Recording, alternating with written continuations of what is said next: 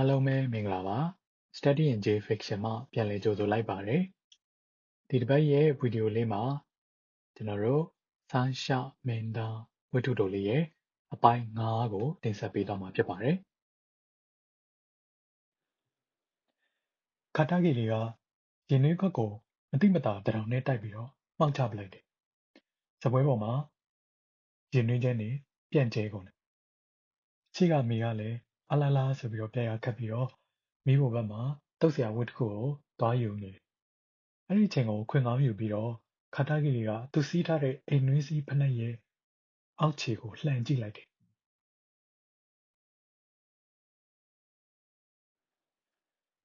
ဖက်နှက်ရဲ့အောက်ခြေမှာကပ်နေတာကိုမြင်လိုက်ရပြီးတော့ခါတာဂီတွေတယောက်လန့်သွားတယ်သူရောချွေးတွေပြန်လာတယ်လက်တွေလည်းတုံလာတယ်ဒီနေရာမှာဇောချွေးပြန်သည်လို့ဖော်ပြခြင်းတဲ့အခါအာဘူရာအစဲကနေကြီးမှုလို့သုံးပါတယ်အာဘူရာအစဲကစိတ်လှုပ်ရှားတဲ့အချိန်မှာထွက်တဲ့အစီနဲ့ချွေးကိုရောပြီးတော့သုံးတာပါမြန်မာလိုဇောချွေးပြန်တယ်လို့ဘာသာပြန်တာတင့်တော်မယ်တင်ပါတယ်နီကြီးမှုဆိုတာကတော့အရည်တွေစိမ့်ထွက်ပြီးတော့ဘေးကိုပြန့်သွားသည်ဆိုတဲ့အဓိပ္ပာယ်ပါအဲ့ဒါနဲ့သူကစပွဲကောင်အောက်မှာသူ့ရဲ့ smartphone ကိုထုတ်တယ်ပြီးတော့မိဖို့ကြောင့်ပဲသွားနေတဲ့အမေကိုလှမ်းကြည့်လိုက်တယ်အမေကမိဖို့ကြောင့်ထဲမှာတုတ်ဆရာဝတ်ကိုရှားနေတော့ကဲလုံးမယ်ဆိုရင်အခုလုံးအောင်ကလွယ်ပြီးမရှိဘူးဆိုပြီးတော့သူကဖုန်းထဲက message application ကိုဖွင့်လိုက်တယ်ဖွင့်ပြီးတော့တယောက်ယောက်စီကို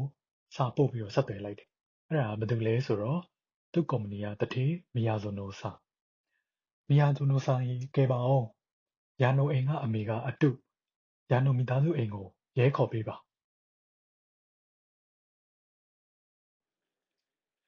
ဒီလိုနဲ့ဝတ္ထုထဲမှာချိန်တစ်ခုကိုကြော်ပြီးတော့ဖော်ပြတယ်ရန်နေငယ်ကြပြီး新宿ကကော်ဖီဆိုင်တစ်ခုထဲမှာခါတာဂီတယောက်ကလူတယောက်နဲ့မျက်နှာချင်းတိုင်ထိုင်ပြီးတော့စကားပြောနေတယ်အဲ့လူကဘာတူလဲဆိုတော့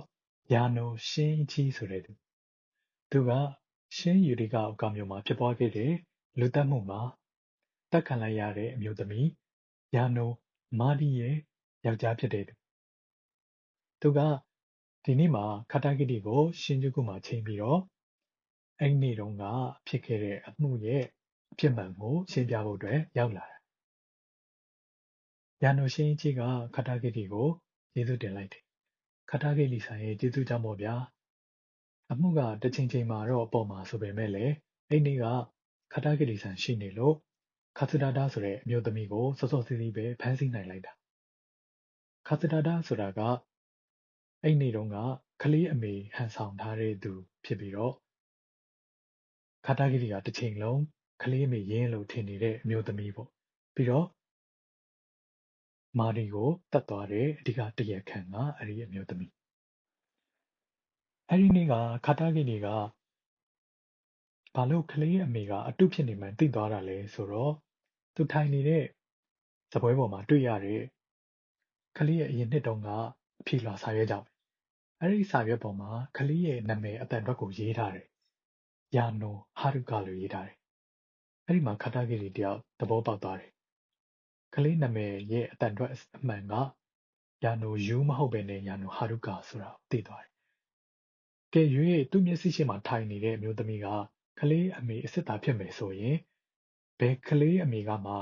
သူ့ကလေးရဲ့နာမည်ကိုမှားပြီးအတန်ထွက်နေတာကိုလက်ပိုက်ပြီးကြည့်နေမှာမဟုတ်ဘူးလို့သူတွေးမိသွားတယ်။ကလေးမိကတော့အတုဖြစ်နေပြီ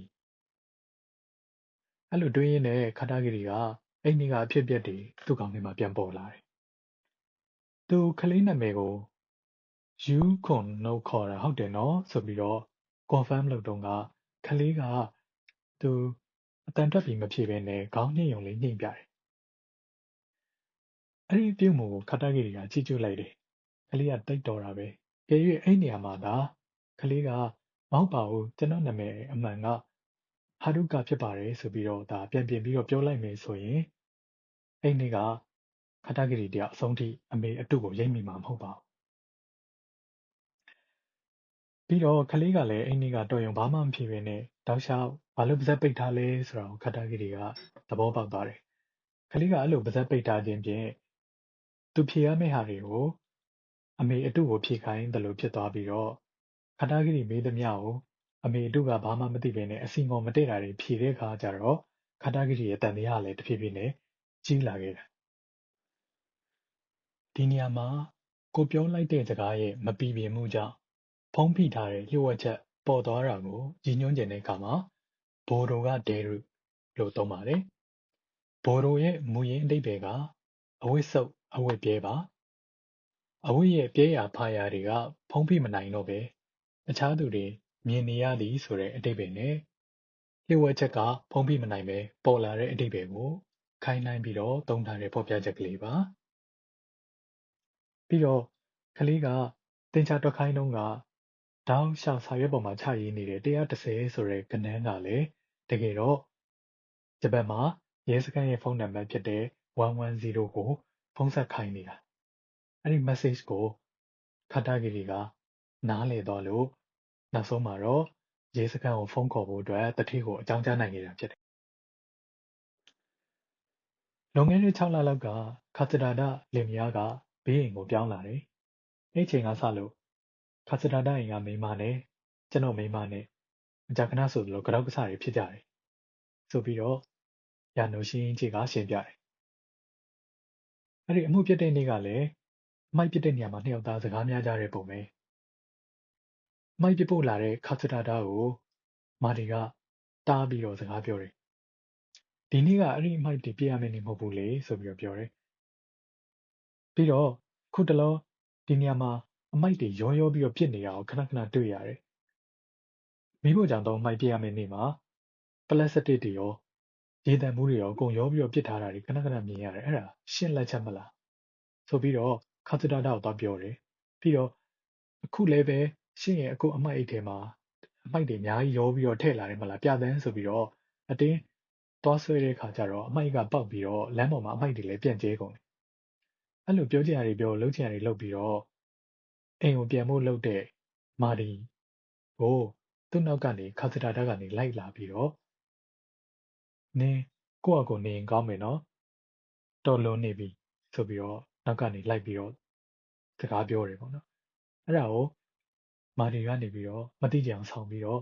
အိမ်ထဲဝင်ဖို့လုပ်တယ်တကားဖွင့်လိုက်တယ်တကားဖွင့်ပြီးအိမ်ထဲဝင်တဲ့ခါကျတော့နောက်ကနေခါစတာဒကနေအတင်းကပ်ဝင်လာတယ်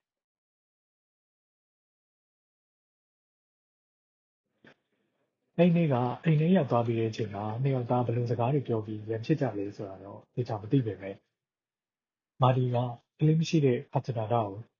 ညှတာမှုမရှိတဲ့စကားတွေပြောပြီးတော့တောင်ပြောင်ကိရတဲ့ပုံပါပဲ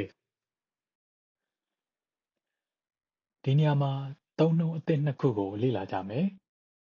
ကိုကိုရိုနိုင်ကိုတိုဘာဆိုတာသူတစ်ပါးကိုတက်ညာမှုမရှိတဲ့စကားဖြစ်ပါတယ်သူတစ်ပါးရဲ့အားနည်းချက်ကိုထိပါတဲ့စကားလို့လည်းပြောလို့ရပါတယ်အာဇာခဲတူကတော့ပြည့်ရည်ပြုသည်ဆိုတဲ့အဓိပ္ပာယ်ပါဥပမာလေးနဲ့မှတ်ကြည့်အောင်ခါနိုကျော်は病気のせいで太っている山田さんをデブという心ない言葉であざけったကောင်မလေးကယောဂဖြစ်လို့ဝနေတဲ့ယာမာဒါဆန်ကိုဖတ်တီးပုတ်ဆိုပြီးတော့ညှတာမှုမရှိတဲ့စကားနဲ့ပြည့်ရည်ပြုတယ်အဲ့ချိန်မှာဒေါသကငယ်ထရောက်သွားတဲ့ခါစကာဒါကအနားမှာရှိတဲ့ပန်းအိုးကိုကောက်ကင်ပြီးတော့မာရီရဲ့ခေါင်းကိုပြစ်ပေါက်လိုက်တယ်ဒါတွေမကသေးဘူးကွဲသွားတဲ့ပန်းအိုးရဲ့အပိုင်းအစားတစ်ခုကိုယူပြီးတော့မာရီရဲ့ရင်ဘတ်ကိုထိုးဆိုင်လိုက်တယ်ကျမ်းမြေမော်ကိုလဲကျပြီးတော့တည်ဆုံးသွားတဲ့မာရီအဲ့ဒီမြင်ကွင်းကိုခါတာဂီကပုံဖော်ကြည့်နေပြီအဲ့ဒီအခင်းဖြစ်ပွားတဲ့အချိန်မှာကျောင်းကပြန်ရောက်နေတဲ့ကလေးဟာရုကဆုံးသွားတဲ့သူ့အမေကိုကြည့်ပြီးတော့ကြက်သေးသေးပြီးရက်ကြည့်နေမယ်ကလေးနဲ့တွေ့ပြီးလန့်သွားတဲ့ခါစတာဒါကအတန်အကျယ်ကြီးနဲ့ထောက်အောင်လိုက်တဲ့ပုံပဲအဲဒါကြောင့်အဲ့ဒီနေ့တော့ခါတာဂီအိမ်ပြင်ကကြားခဲ့တဲ့ဥရှာတဲ့မျိုးသမီးရဲ့အော်တန်ဆိုတာခါစတာဒါအော်လိုက်တဲ့တန်ဖြစ်လိမ့်မယ်ခါတာဂီအိမ်ရှိမှာဘဲလာတီးတော့ခါစတာဒါကအစကအိမ်မှာလူမရှိတဲ့ပုံစံနဲ့နေဖို့လုပ်တဲ့ပုံပါပဲနောက်တော့အိမ်ရှိတကားက CCTV မှာပေါ်နေတဲ့ခါတာဂီတွေကဖုန်းကိုထုတ်ပြီးတော့ တနေရာကိုဖုန်းဆက်ဖို့လုပ်နေတဲ့ပုံကိုသူမြင်လိုက်ရပြီးတော့ဟုတ်မှလည်းဒီနေ့ဒီလူနဲ့အင်ကအမျိုးသမီးကချိန်ထားတဲ့ပုံပဲအဲ့ဒါဆိုရင်ထပ်ပြီးတော့တွေ့မှာပဲမတွေ့ဘဲနဲ့ဒါဒီတိုင်းပုံနေမယ်ဆိုလို့ရှိရင်ပို့ပြီးတော့မတင်ကားစရာဖြစ်သွားလိမ့်မယ်လို့ခါစတာတာတွေးပြီးတော့ကလေးအမေမာရီအနေနဲ့တရုပ်ဆောင်ကိုလုပ်ခဲ့တဲ့ပုံပဲဆိုပြီးတော့ခါတိုင်းကလေးကတွေးနေပြီအဲ့ဒီတော့ကအိမ်ထဲကနေလှမ်းမိတဲ့စကားကိုခါတိုင်းကလေးကပြန်ပြီးတော့ကြားရမိခါတိုင်းကလေးဆင်းစေးကဒီအိမ်ကိုလာတာဒီနေ့ကပထမဆုံးလားအဲ့ဒီမိကုန်းရဲ့နောက်ွယ်ကအတိတ်ပဲကိုအခုမှပဲခါတိုင်းကလေးကသဘောပေါက်သွားတော့တယ်ဘာလို့လဲဆိုတော့ပထမဆုံးလာတာဆိုလို့ရှိရင်အိမ်ကလူနဲ့မတွေ့ဘူးသေးဘူးဆိုရင်လိန်လို့ရတယ်လေခါတိုင်းကလေးအိမ်ရှိမှာစောင့်နေတဲ့မိနစ်20အတွင်းမှာခါစတာတာကအိမ်ကိုရှင်းလင်းရေးတွေလုပ်တယ်အလောင်းကိုအိမ်သားထဲဖွက်တယ်ကျမ်းမြေကပေနေတဲ့သွေးတွေကိုဆေးတယ်အိမ်ကန်းထဲကမိသားစုတပ်ပုံတွေကိုဖွက်တယ်ပြီးတော့သူ့ကိုယ်မှာပေနေတဲ့သွေးတွေကိုမမြင်ရအောင်ဧပရွန်ကိုအပေါ်ကနေထပ်ဝက်လိုက်တယ်ဒါအပြင်သူ့လက်မှာပေနေတဲ့သွေးတွေကိုဆေးတွေမရဘူးပြီးတော့အမှုဖြစ်တဲ့နေရာမှာလည်းဒီထက်ပိုပြီးတော့သူ့ရဲ့လက်ပွေမကြံရအောင်ဆိုပြီးတော့ရာဘာလက်အိတ်တွေကိုဆွတ်လိုက်တယ်အဲ့နေရာမှာအသေးနာစရာကောင်းတဲ့ကိစ္စတစ်ခုကတော့အမှုဖြစ်ပွားတဲ့နေရာမှာရှိနေတဲ့ဟာရုကာကလေးက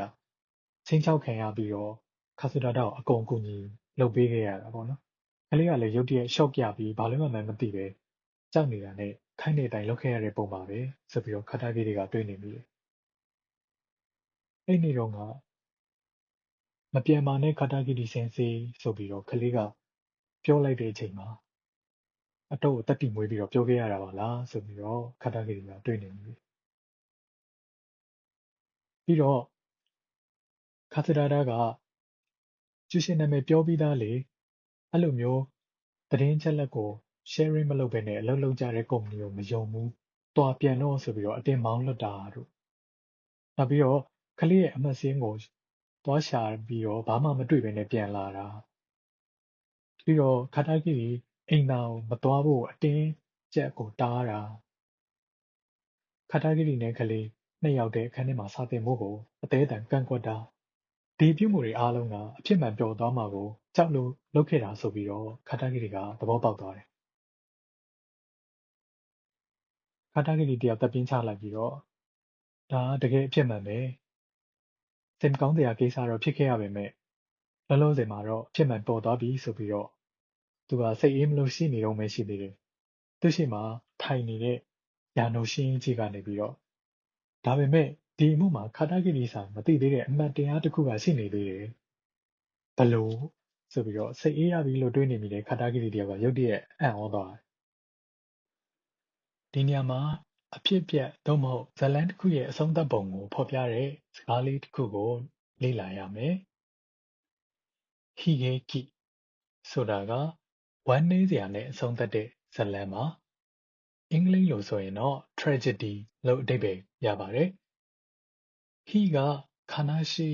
ဝမ်းနည်းစရာကောင်းသောဆိုတဲ့အဓိပ္ပာယ်ဖြစ်ပြီးတော့ဂေကိကတော့ဇာတ်လမ်းပြဇာတ်ပါ